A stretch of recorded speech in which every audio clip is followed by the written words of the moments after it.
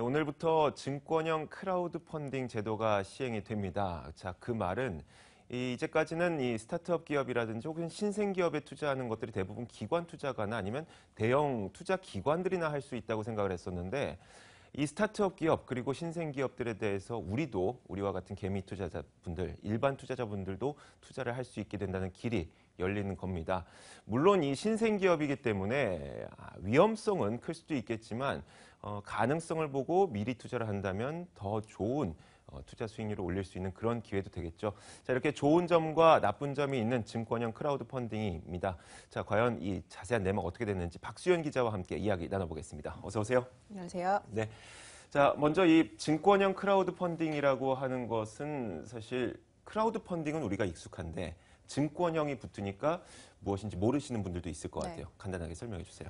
네, 일단 오늘부터 시행되는 이 증권형 크라우드 펀딩은 간단히 말해서 대중이 십시일반 돈을 모아서 창업이나 신생 기업에게 투자를 하는 겁니다. 네. 그러니까 상장하지 않은 스타트업이나 벤처기업도 공모증권을 발행해서 투자자들로부터 자금 조달을 받게 되는 건데요. 창업 기업에게는 자금 조달 기회가 열리고 또 투자자한테는 투자 기회가 열린다는 점에서 의미가 있습니다. 네. 그간에는 대가 없이 돈을 지불하는 후원형이나 대출형만 허용됐는데 지난해 7월에 이제 자본시장법 개정을 통해서 주식이나 채권까지 취득할 수 있는 증권형 크라우드 펀딩이 도입이 된 겁니다. 알겠습니다. 아직까지는 좀 생소할 수도 있어요. 아직 그 증권형 붙은 것도 그렇고 크라우드 펀딩이 익숙하지 않으신 분들도 있을 거고 사실 근데 그 크라우드 펀딩 자체가 십시일반 돈을 모은다는 의미를 갖고 있는 거 아니겠습니까? 불특정 다수들이 돈을 모아서 이 펀딩을 통해서 신생 기업들에게 투자를 한다. 이것이 바로 크라우드 펀딩인데 거기에 증권이 붙은 겁니다. 증권이 붙었기 때문에 마치 우리가 주식 시장에서 거래를 하듯이 이 투자를 할 수가 있다는 것. 그것이 바로 증권형 크라우드 펀딩인데 자, 구체적으로 내가 얼만큼을 투자할 수 있는지 그리고 나도 투자할 수 있는지 그런 구체적 요건들이 필요할 것 같아요. 네, 일단 일반 투자자, 즉 개인 투자자는 기업당 200만 원씩 연간 500만 원까지 지분형 크라우드 펀딩을 통해 투자를 할 수 있고 네. 또 금융소득 종합과세 대상자라고 해서 일정 수준 이상의 그 요건을 갖춘 투자자는 연간 1,000만 원, 총 2천만 원까지 투자를 할 수가 있습니다. 사업 경력 7년 이하의 창업 중소기업이 이 크라우드 펀딩을 통해서 최대 7억 원까지 사업 그 자금을 조달할 수 있고요. 네. 경력이 7년이 넘어도 기존 사업과 회계를 분리하거나 아니면 신제품, 신기술 개발 등 그 프로젝트 사업을 할 때는 펀딩을 이용할 수 있습니다. 네. 그러니까 다시 보자면 저희가 지금 뒤에 나오고 있어요. 자, 일반 우리와 같은 개인 투자자분들은 기업당 200만 원씩 연간 500만 원이라고 하니까 총 3개 정도 기업까지는 투자를 해볼 수가 있는 거네요. 네. 네, 그렇게 되고 금융소득 종합과세 대상자 물론 이거는 개별적으로 다 기업 그 기준이 다 다르기 때문에 여기서 얘기할 수는 없겠지만 아무튼 알겠습니다. 이런 크라우드 펀딩의 투자 기준을 갖고 있어요. 자, 그러면 우리는 어디에서 크라우드 펀딩에 가입할 수가 있는 건가요? 네, 일단은 이 개념이 생소하기 때문에 투자자들이 처음엔 헤맬 수가 있는데요. 네. 일단 오늘 오전 9시부터 그 와디즈와 유캔스타트, 오픈트레이드, 잉크 등 그 5개 중개업소가 온라인 소액투자 중개업체 등록 절차를 마치고 네. 펀딩 청약 업무를 시작했습니다. 일반 투자자는 일단 금융위원회가 만든 대국민 안내 사이트가 크라우드넷이라고 있는데요. 여기로 정부로부터 허가를 받은 등록 중개업자와 직접 연결을 해서 투자를 할 수 있고요. 여기서 등록 중개업자라던가 펀딩 제도에 대한 정보와 자료를 확인할 수 있습니다. 네. 이곳에서 이제 청약을 하고 청약 증거금을 예치기관인 증권금융이나 아니면 지정은행에서 실시간으로 계좌 이체를 하면 됩니다. 네. 또 이제 금투협에서 장외 주식 호가 게시판이 원래 있는데요. 여기서 크라우드 펀딩의 주식 거래 전용 게시판을 만들었습니다. 네. 여기서는 이제 투자자들이 비상장 회사의 주식을 쉽게 이제 팔 수가 있는 겁니다.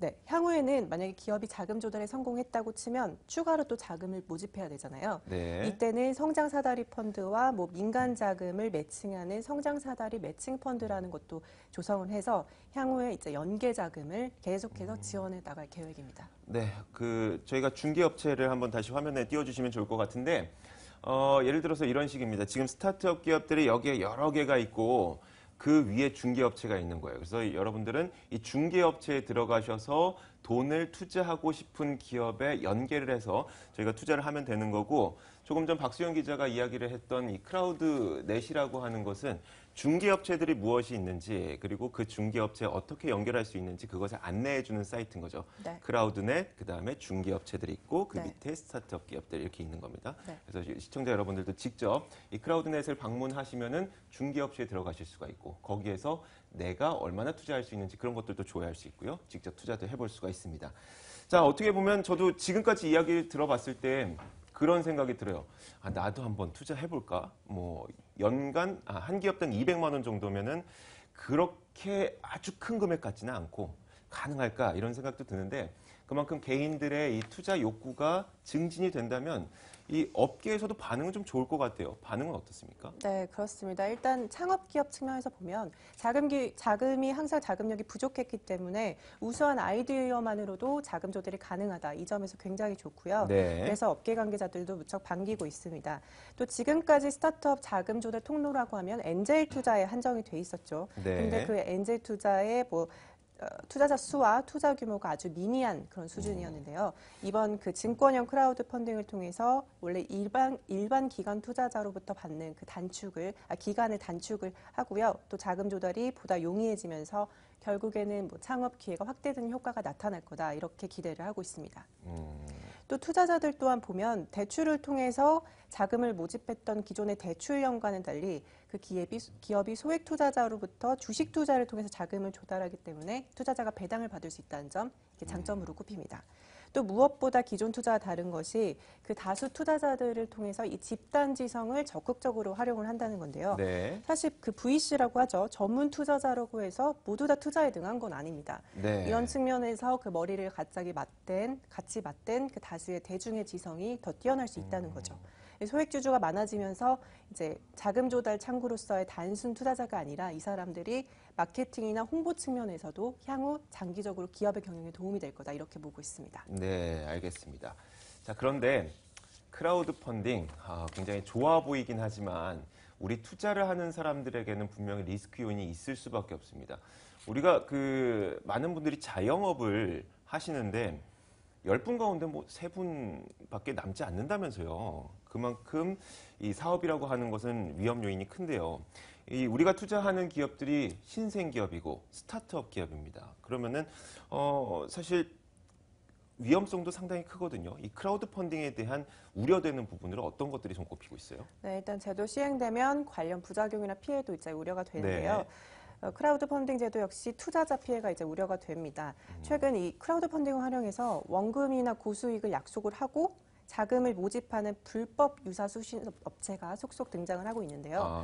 실제 금융감독원에 따르면 그 한 유사 수신 업체가 4년간, 2011년부터 4년간 크라우드 펀딩 방식으로 투자금 7천억 원을 모집을 했는데 이 중에 1,600억 원에 대해서 원금과 확정 수익 지급을 약속을 한 겁니다.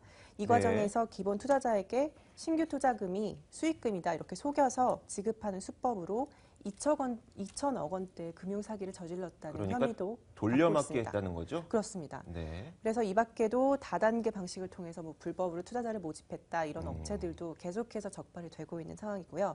이렇게 사전 단속이 중요한 만큼 금융당국은 현재 그 태스크포스 팀을 꾸려서 유사 혐의 업체들에 대한 조사를 계속해서 진행을 중입니다. 또 한 가지 이제 뭐 우려까지는 아니지만 지적 사항으로 나오고 있는 게 이제 투자자 한도가 적다는 지적이 나오고 있는데 현재 일반 투자자가 연간 500만 원이고 또 금융소득 종합과세자의 경우에는 연간 2천만 원인데 이 한도를 조금만 더 늘려준다면 이제 앞으로 투자가 조금 더 활성화되겠다, 뭐 이런 목소리도 나오고 있는 실정입니다. 네, 말하자면 그 조금 전 박수영 기자가 얘기했었던 불법 유사 수신 업체는 이런 겁니다. 그 중개업자라고 속이는 거죠. 네. 우리가 이 신생 기업들에게 투자하는 중개업체입니다. 이렇게 속이고 돈을 모집한 다음에 먹고 나르는 겁니다. 이런 거 조심해야 돼요. 그리고 여러분 요즘 세상에 원금 보장해주면서 수익 실현해주는 곳 절대 없습니다. 그런 말들은 하는 순간 거짓말쟁이라고 이해하시면 돼요. 알겠습니다. 자, 이어서 이 크라우드 펀딩 시장이 그러면 얼마나 실효성이 있을 것이냐. 실제 그 분야에 계시는 분들의 반응들 좀 어떻습니까?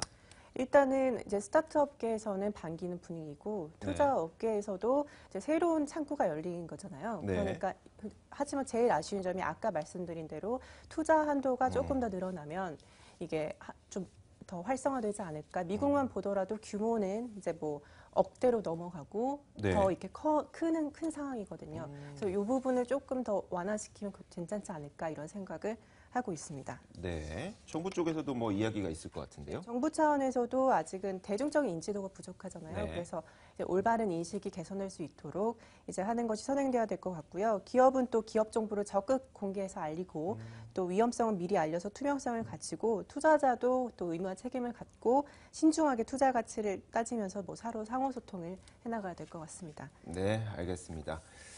자, 일단 그 제도가 시행이 됐습니다. 시행이 된 만큼 아직까지는 뭐 미흡한 부분도 있을 거고요.